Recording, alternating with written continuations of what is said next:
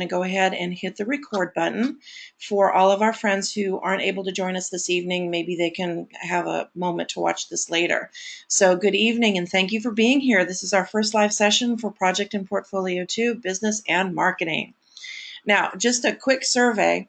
How many of you guys think that this is going to be a class that is kind of a continuation of Project and Portfolio 1?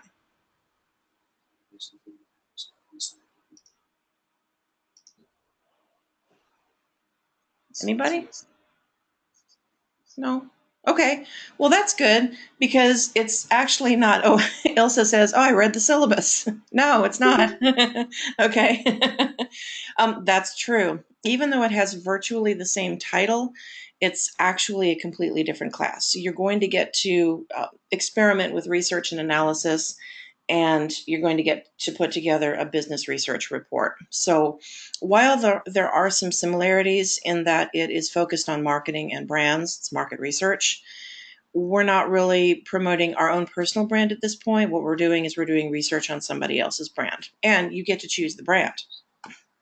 So let's just go ahead and go ahead. Let's get started. Mr. Mullins might show up in a moment, but I would love to hear a little bit more from you guys. It looks like we have Ilsa, Jeremy, and Sheila here. If I've butchered your name, please let me know. Ilsa, I see that you're muted at the moment. Can you unmute yourself and just pop on your camera for a second, long enough to say hello? Tell us where Well, I've got my camera disabled, so maybe, I wasn't expecting that. Okay. But I'm from Kentucky. Okay.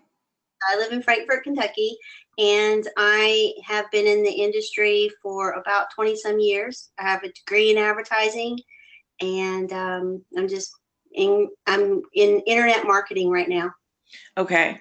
So how are you hoping to use this particular program to expand your professional opportunities, if I may ask? Do you have any ideas?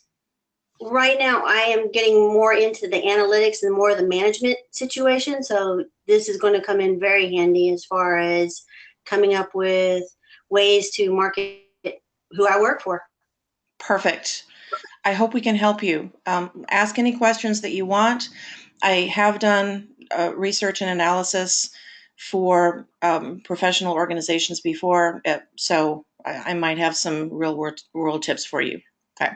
Okay. Thank you very much. Nice to meet you. Jeremy, how are you? Can you unmute yourself and share your webcam just for a sec? We promise we won't judge. Hey, how's it going? I'm good. I live here in Corpus Christi, Texas, Okay. and not really in the industry, but I'm hoping to get into it after graduation. Perfect. Okay. Well, we wish you the most luck that you can handle.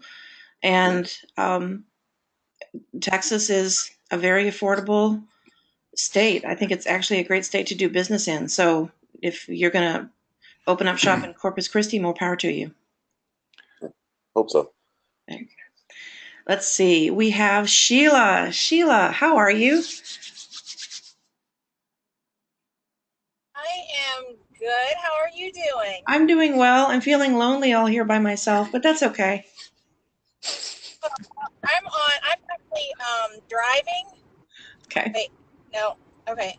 So I don't think I can do the webcam. I don't think the app Oh, on the don't hit phone allows anybody. that. No. If you're in traffic, don't do that. Please. I'm in music business. Currently living in Martinsburg, West Virginia, but Okay. driving to Cincinnati to work a Luke Bryan concert. So Nice. I'm getting some experience where I can in the industry. So, Good for you. What's going to be your role backstage with Luke Bryan's crew? I'm working actually with CID Entertainment. Okay. And they're the people that, that's the company that does like the VIP ticketing and event of the concert. So okay, great. Like the Bryan Lounge. I think that sounds fantastic, and I love that you're making opportunities for yourself in your part of the world. So again, I wish you all the luck that you can handle, and welcome to class. I will let Mr. Mullins talk for just a second. He has appeared, and he is teaching section 2 for us this month. So welcome, Jim. Woohoo! All right. It's good to be here. I just got in from the gym. Jim got in from the gym. So I knew I was running just a hair. I was really running close. So I'm sorry I'm 3 minutes late. Welcome, everybody. It's nice to be with you this evening. I do have a question for you, Nikki. Okay. You wish Jeremy all the luck that he could handle. Yes. Jeremy, I'm wishing you more luck than you can handle. I just want it to be overflowing luck. So Not a competition, Jim. it is, Nikki. It's a competition. Who can give the most love, right? All right. Anyway, enough of that. I'm ready to go. Okay. So Welcome, I've been everybody. teaching myself at Full Sail for about 7.5 years now. I think Jim's been teaching here even longer than I have. We both come from business backgrounds. He comes from hospital administration. I come from real estate. We both have some creative touches in our lives. Jim is actually an actor, and I'm actually a visual artist. So we do have a little bit of creative side to us.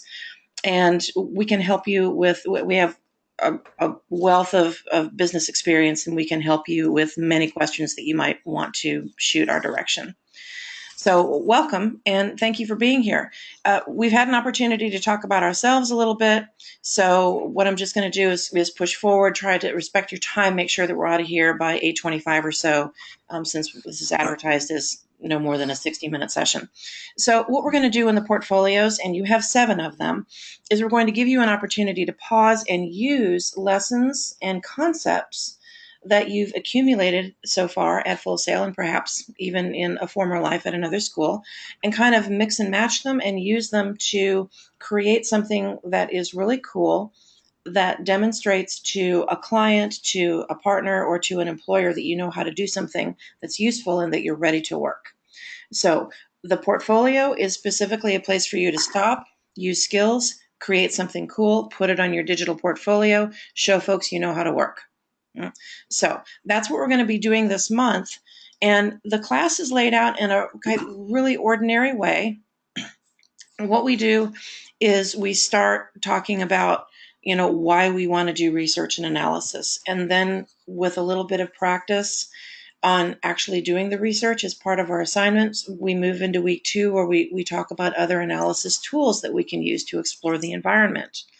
In week 3, we give you guys a chance to apply what we've learned, and pull in some concepts from your marketing class, your introduction to marketing class, and use those in an interactive game and respond to environmental cues that way. And then finally, in week 4, we put it all together in our professional business report, and this will be a market analysis report.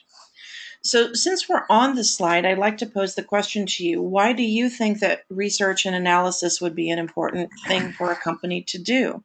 And why is that an important skill for you to have? What do you think? Don't be shy. Oh, to be competitive. Ilsa says, absolutely. You want to know what your competitors are doing. You want to know what your prospective clients think of you and what they think of your competitors. Very good. What's another good reason?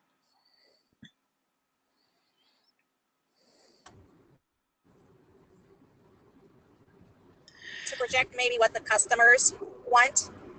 Oh, understand what your customers want. Okay, understand your target market segments better, right? Those are fancy words for customers. Absolutely. And Ilsa has also volunteered that this would be to create an effective strategy. All correct answers. We want to make sure that our product is correct, that our marketing message is correct, that our target market segment is correct, that we're putting the right number of resources toward that product line. Is it effective for us to spend money on it, or is it dwindling to the point that it's not effective anymore? These are all very standard questions.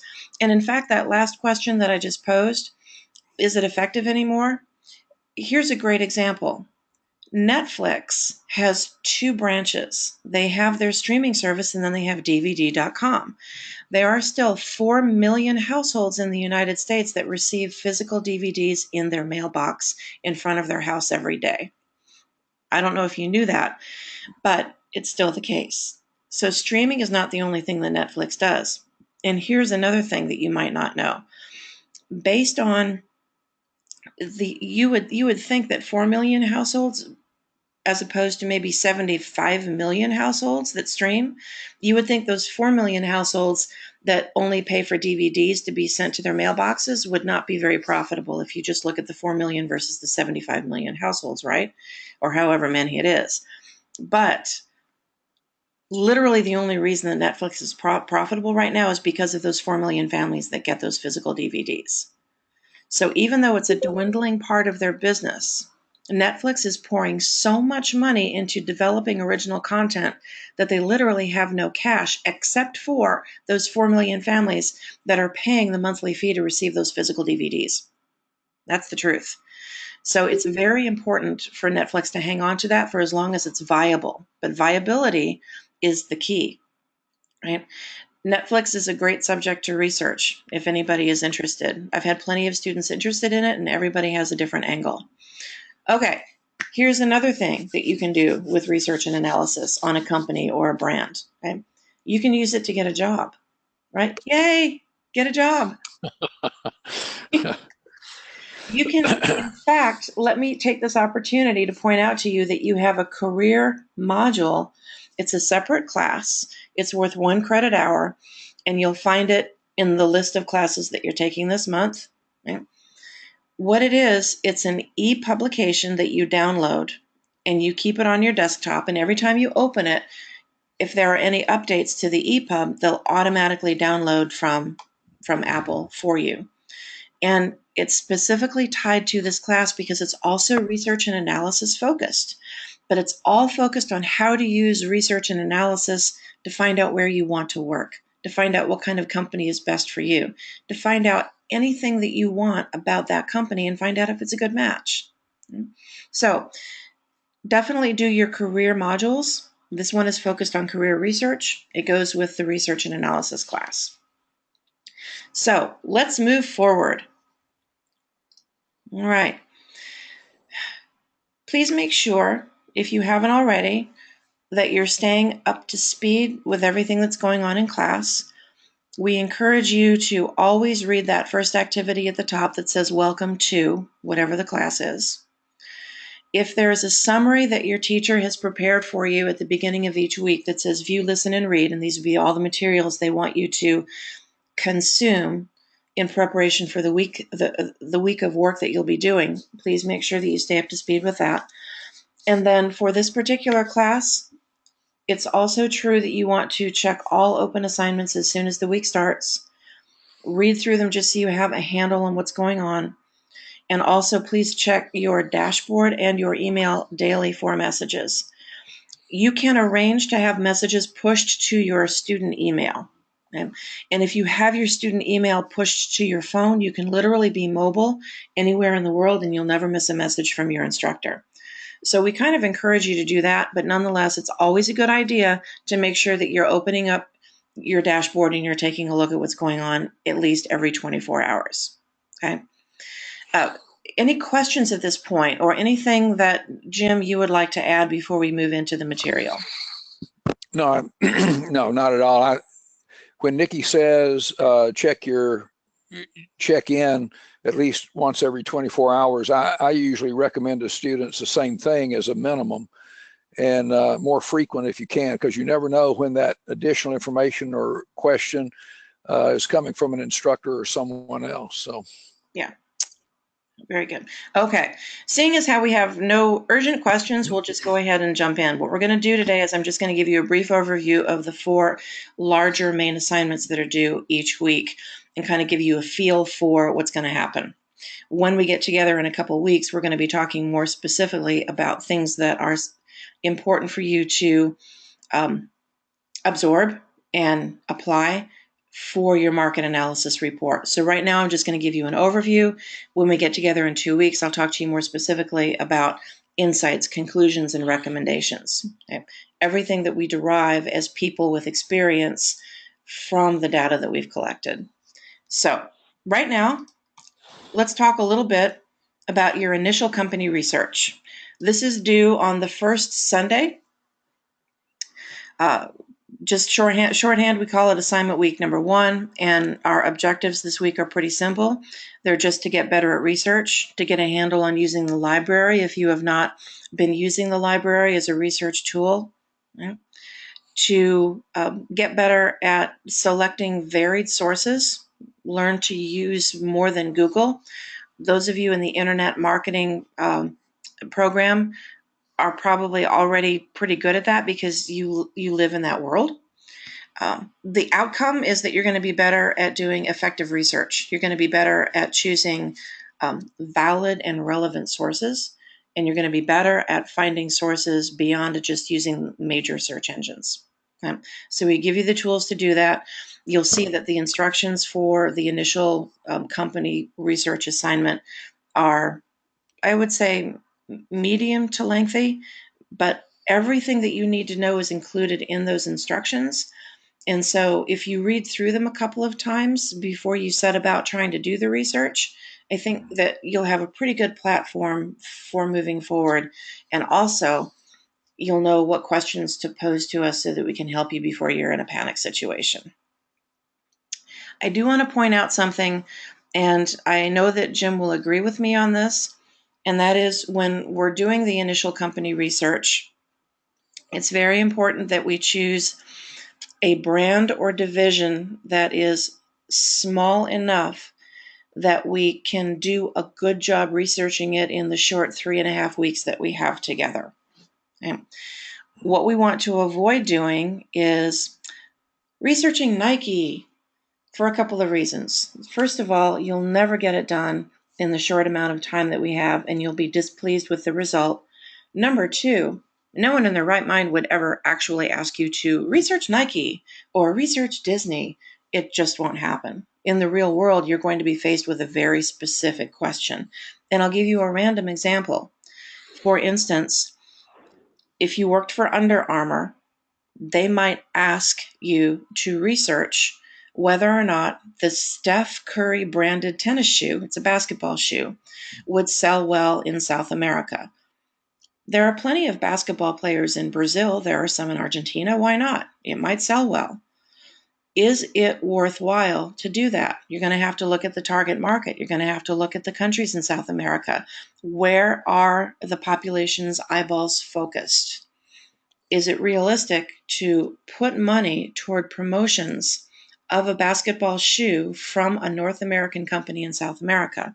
Or is all of that just moot? Do we just need to be selling soccer shoes in South America? Right? As an example. Okay? So that's one important thing. The other important thing, aside from right sizing the question and right sizing the size of the brand that you're going to try to explore, okay, is that there needs to be a parent company somewhere up the chain that's publicly traded. So who knows what a publicly traded company is? Anybody know what a publicly traded company is and how that differs from a private company? Okay, so ILSA says, as a quick example, that a stock exchange is where you can buy a publicly traded company, and that is correct. Any Tom, Dick, or Harry can wander in off the street and can give money to a broker and say, I would like to buy 100 shares of Nike stock.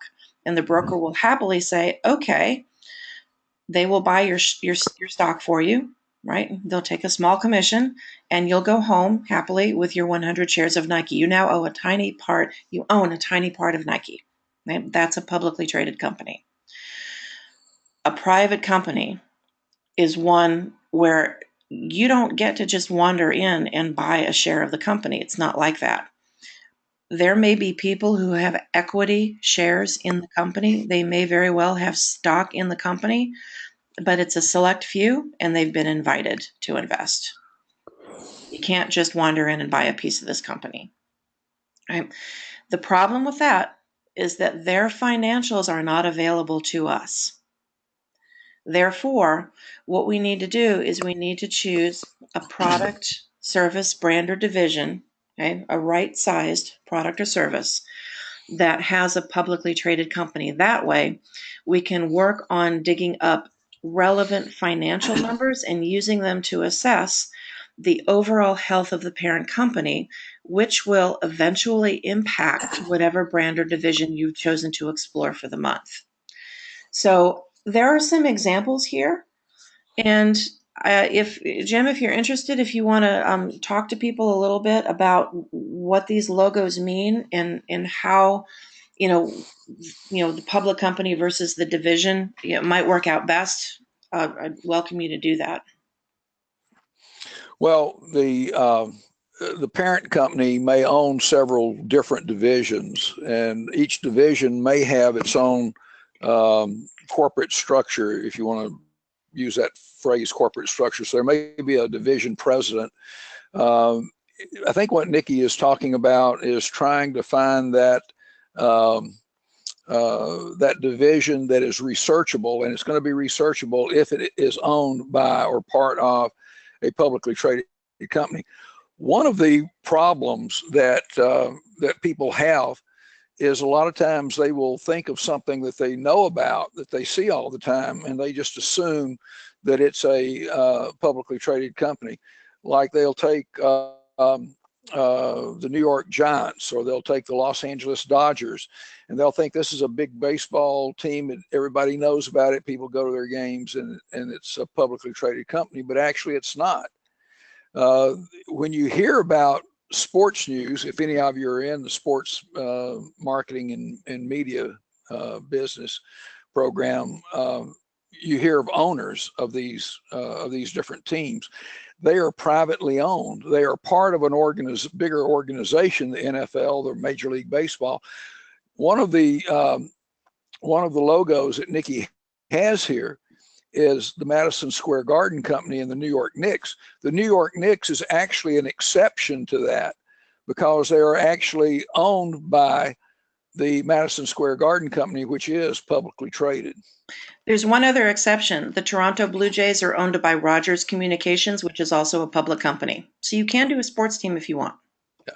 On the football side, since we're talking about sports, I think the only professional team owned by shareholders is the Green Bay Packers. But the problem there is that stock is not publicly traded, I don't believe.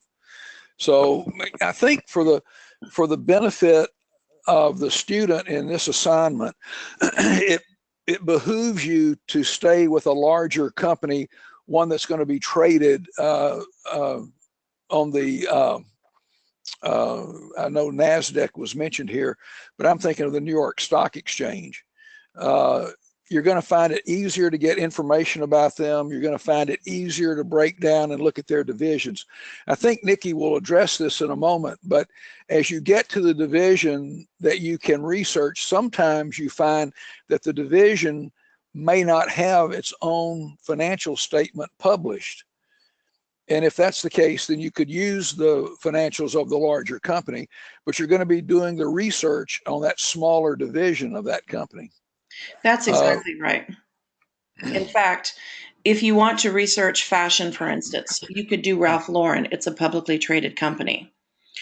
But you would not want to research the entire company. Instead, what you'd want to do is you'd want to choose a line. Maybe you want to choose housewares. Maybe you want to choose men's sportswear. Maybe you want to choose the actual, legendary polo shirt itself and compare it to, other lesser priced polos and try and explore how polo can stay competitive, right? Polo, which is a division of Ralph Lauren, doesn't have separately published financials. So you have to go to the parent company, Ralph Lauren, to get those financials. Same thing with Epic, which is a record label that is a subsidiary of Sony Music, right? Sony, the parent company, is publicly traded, so we can get financials from them. But unless you work at Epic yourself, which you may, you would be hard-pressed to get specific and separate numbers about how much money Epic makes, how much debt Epic has, what percent of Sony's overall net profit or gross revenue was due to the Epic record label, right? So you are going to be able to find a lot of information about a single record label like Epic. Okay? You are going to find lots of other labels that are reasonable competitors to Epic and who have artists that are reasonable competitors to Epic's artists. Right? But in order for us to practice with those financials, okay, we're going to have to go to the parent company.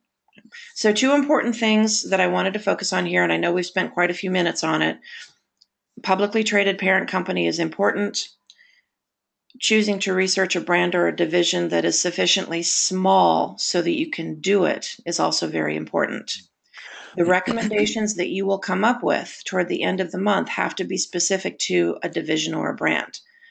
It's impossible to make a recommendation that's specific to all divisions. You just can't make one for Sony as a blanket, or for Disney as a blanket, or for Nike as a blanket. You can't do it.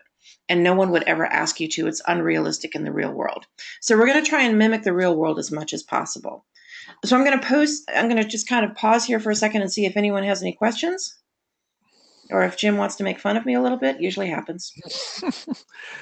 Only out of love do I make fun of you. I'd like to just clear up one thing real quick. When we were, you were asking the question about publicly traded company, and somebody wrote down Dow Jones and NASDAQ, and NASDAQ is a market that sells stock. New York Stock Exchange is actually the place where the largest companies sell their stock. Yeah. NASDAQ, the stocks are somewhat smaller companies. Dow Jones, we hear that a lot. In business, you will hear Dow Jones mentioned a lot, and specifically you'll hear the Dow Jones Industrial Average.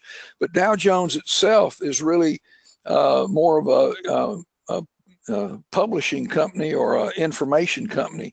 They provide market data, and they provide business intelligence, and they provide numbers. And this famous Dow Jones Industrial Average takes 30 stocks, 30 companies that they feel represents the economy today, and they have used that for I don't know how many years.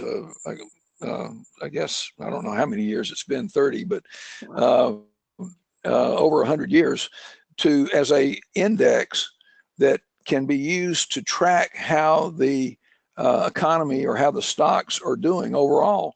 They take these because they think it's representative of all the other stocks that are being sold out there, and they think it's representative of the economy. So the Dow Jones is very important.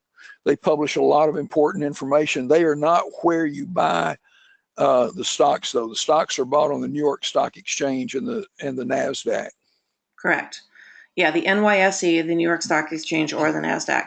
Don't worry, we've got a great attachment. If you're not familiar with financials, a great attachment attached to company research. It's a PDF at the bottom, and I think it just says very simply finding financial information. And it's literally a step-by-step screenshot process that you can follow to get the 5 numbers that we're looking for. I'm not going to go into detail on what the numbers are because they're right there in the instructions. But they're very simple things like net profit.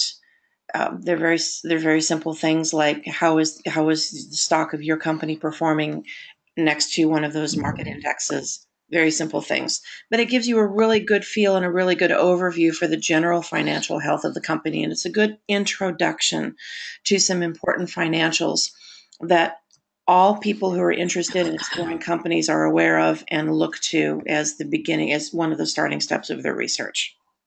Okay, so let's move forward a little bit. We've talked a little bit about kind of in depth on initial company research because we want you to have a solid footing.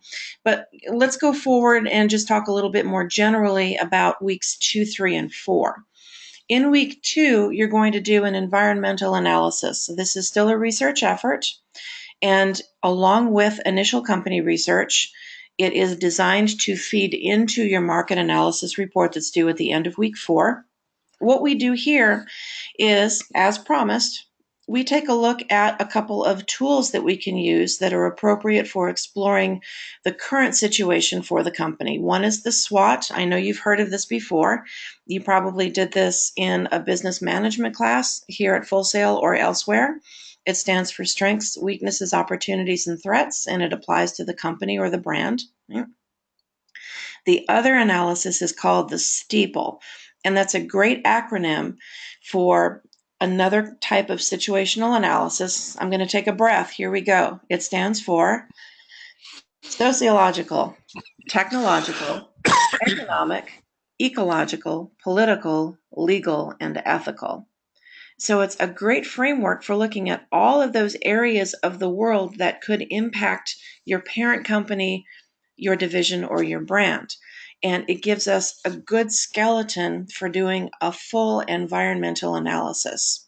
What we want to get out of week 2, in addition to more in-depth research on top of the financials, competitors, etc., that we did in week 1, is we want to begin to understand that it's important to do a holistic review of a company and its place in the world in order to make any small decisions that are more specific to a certain need, opportunity, or issue.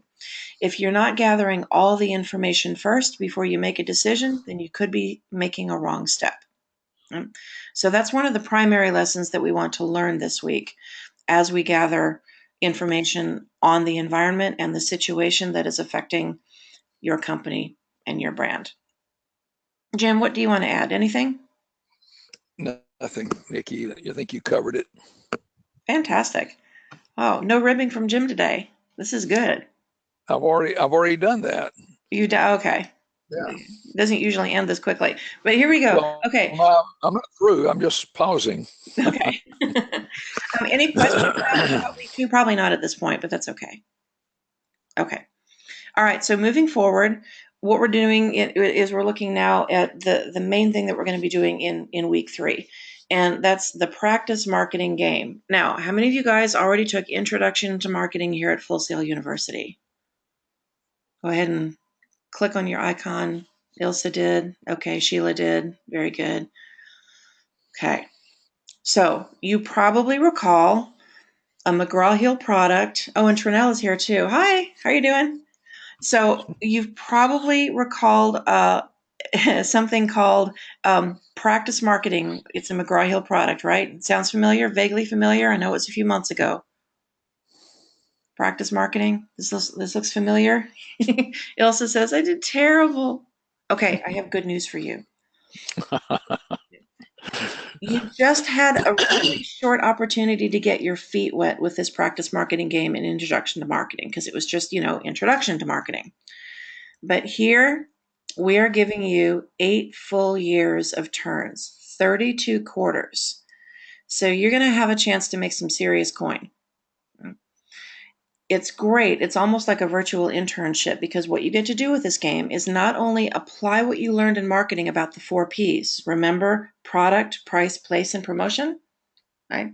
Not only do you get to use those tactics again here in the game, but you get to respond to environmental cues in real time, just like you would if you were a real market research analyst or a real marketing director trying to find the path forward that's most advantageous for your brand. If you were in the real world doing this for real for Steph Curry, or doing it for real for an artist who's assigned to Epic. Yeah. So I think that you'll find this satisfactory because not only do you have all the same materials that tell you how to play the game that you had an Introduction to Marketing, but you also get a much longer opportunity to feel your way, make a couple of mistakes, pull back, and still have plenty of quarters to go forward and make a lot of money. You will see some of you numbers in the several hundred thousands as opposed to negative ink. Okay, very much more satisfactory, I promise. It feels good. Okay? So we will be using this game again as an opportunity to rediscover the importance of the 4 Ps and respond to environmental cues. Again, it's an immersive, responsive game. Respond to those environmental cues just like if we were a real marketing director. Okay? All right, so that's week 4. Smiley face. Oh, By the way, you do have discussion boards with all of this too. I just decided not to belabor every single assignment that we have because, well, it's kind of on the dashboard and you can look and read and ask us questions. I just kind of wanted to highlight some of the most important things in terms of goals that we have for objectives and outcomes. Nikki, Yeah. if I can, I would just add that when you said the good news for those who took it before and didn't do so well, Yeah. The good news is you're not graded on whether you make money or not in the game. The more important thing is that you see how all of these different parts of the process are interrelated. This is just a game, and when you play the game, and it's almost like a balloon. You know, you get these people who can make animal figures out of balloons. They squeeze a balloon one place and it pops out at the other, and they squeeze it somewhere and it pops out over here. That's almost the way this process works, because if you focus solely on price, it's going to change other things that you should be paying attention to. If you look only at promotion, you're going to miss some of the other things that you should be looking at. So it requires you to develop this sense of looking for input from all of these pieces. And if you go to work for any company that is going to be putting together a product for sale, you're going to have all of these different things to take into consideration. So the idea is, look at it here, just understand how they come in contact with each other and how they can impact one another. That's what we want you to take away from it. Whether you score high or low, it doesn't matter as much to me as it does that you are able to take this from the playing the game itself. That's right. As long as you finish all 32 turns, you literally get half of your score for free. The other half of the score is focused on your critique of your performance in the game and how you responded to those cues and use them to carve a path forward that's most advantageous for the product that you design for your customers. But I love the animal balloons analogy. Squeeze on it in one place and it puffs up bigger in the other place. That's good. Yeah. That's good. I have a dreamscape of animal balloons dancing across my vision right now, but that won't go away anytime soon. Uh-oh. All right. So all of this that we've been talking about leads us to the grand finale in week 4, when we get to put together our professional business report, and it's going to be a market analysis report. If you have not had a lot of experience with doing a standard professional report, this will be a great opportunity for you to get familiar with that format. It is a very standard format that we use that begins with an executive summary, goes through the stated objective or reason for the report at the beginning, talks about how you gathered your information, which is methodology, and then kind of leads into your findings, your conclusions from those findings, and the recommendations that you want to make for your brand as to what they need to do next. Right? Of course, everything is referenced. You didn't think you were going to get away without that, right? Okay, just checking, just making sure. Research and references are very, very important in this class. Poor Ilsa. Everybody say it over and over with me. I love references. Yeah, very important. They're literally 30% of your grade. That's how important research and references are. So you can do a stellar report that's not cited, and you're probably not going to pass the class. Okay, that's how important citing your sources are. In the real world, when you do a presentation and you deliver your recommendations to your client, they will almost surely demand to have the raw data along with it to look at later, and they're entitled to it. That includes usable links for the sources that you used to put together your report. Excuse me. So, Jim, anything you want to add about the market analysis report, knowing that we'll cover it again in a couple of weeks, but is there anything that you want to touch on before we close? No, I think you hit all the high points. This is just so everybody understands, everybody understands that this is the second portfolio class. In the first one, you set it up. I think this is an extremely important class for you guys, and as will be all of the other ensuing portfolio classes. It gives you an opportunity to take something, to focus on it for the month, and to create something of a quality that you can put into your personal portfolio. If you have a lot of job experience, then you may have other things that you choose to put into your portfolio, and that's great. But for most of our students, they don't have that experience.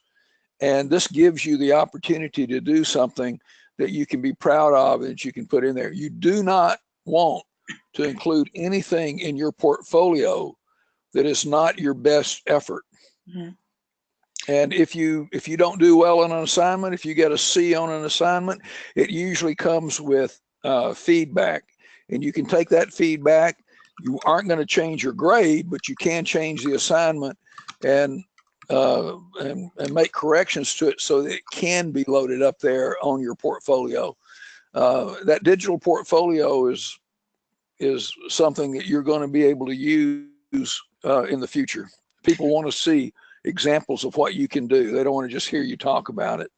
And I just typed that into the comments too. That's a great point. That is, say you get a B+ on a report, you do not have to load a B+ onto your digital portfolio. In fact, we strongly encourage you to take your instructor feedback, perfect it, and then put it up there. Okay.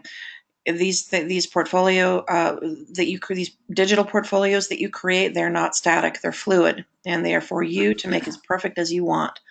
And always put your best foot forward. So thank you guys. Wonderful to meet all of you. And Trinell, sorry I missed you there in the beginning. Glad you could join us. Does anyone have any general or specific questions of any kind that they're just dying to ask right about now?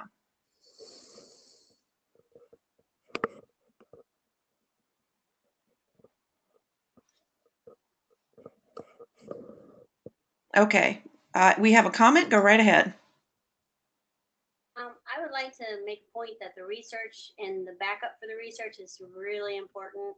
I work on an annual financial report every year, and I have to staple every piece of document of where I got these numbers from. Okay. Yeah. Excellent. Yeah. Very important. A great point. Yeah. So here we have someone with a little bit of professional business experience who's just reiterating the importance of those references. The documentation gets attached to the report every single time. It's all there.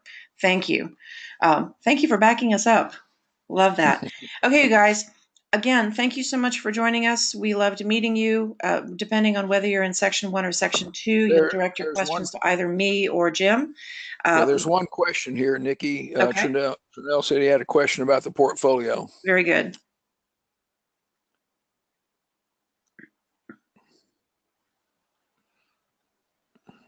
Do you have your microphone on, Trinell?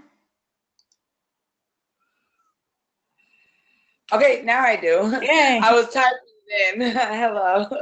I was just want to ask, I think I've seen where the portfolio is located. Is that in like our main student, like I guess they call it the like the My Stuff area?